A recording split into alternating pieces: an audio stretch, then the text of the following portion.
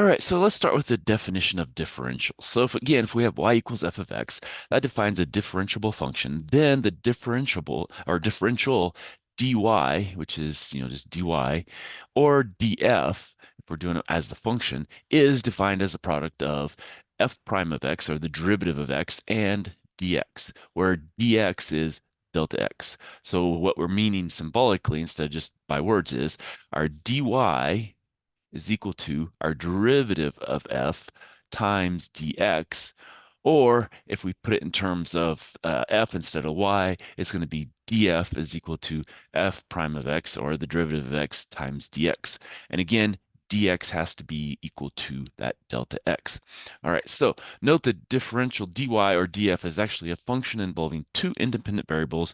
We have the x and the dx, and a change in either one is going to affect the dy or the df, depending on how you want to look at that, okay? All right, so what we need to do is we need to find dy for f of x equals the square root of x plus 3. Evaluate dy for the following. All right, well, let's first look and see what we have here. Let's rewrite this as x to the 1/2 plus 3, because if we do that, then we can take and figure out what the derivative of this is a lot easier, because remember power rule from 9.5.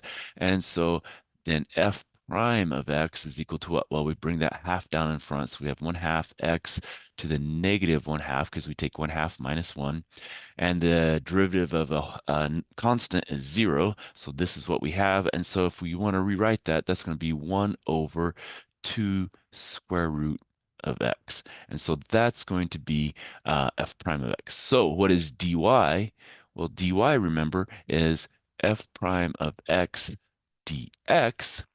And so now what we have is we can figure out what dy is, because now we're going to be given x and we're going to be given dx. And so we can plug those into this formula and find dy. So for a, what we need to find again is dy. So f prime of x is this. So we're going to have 1 over 2 square root of x. And this time we're saying x is 4.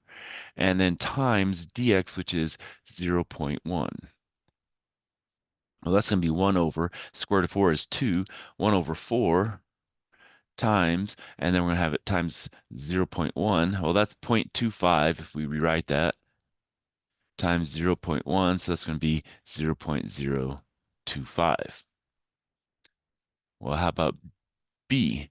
Well, this time we're going to use 9 and 0.12. So that's going to be 1 over 2 square root of 9 times 0.12. And that's going to be square root of 9 is 3 times 2 is 6. So that's going to be 1 over 6 times 0.12. And so 6 goes into 12. So that's going to be 0.02. So this should be 0.02. All right. So C, all right, dy is equal to, now we have 1 over 2 square root of 1 times 0.01. And so now square root of 1 is 1. So we're just going to have 1/2 of 0.01. So if we divide that by 2, we're going to get 0.005. Okay, so that's what we would get on these. And again, the key piece is we had to get this part before we could start plugging in our numbers here. So again, I rewrote this to make it easier to use the power rule to find that derivative.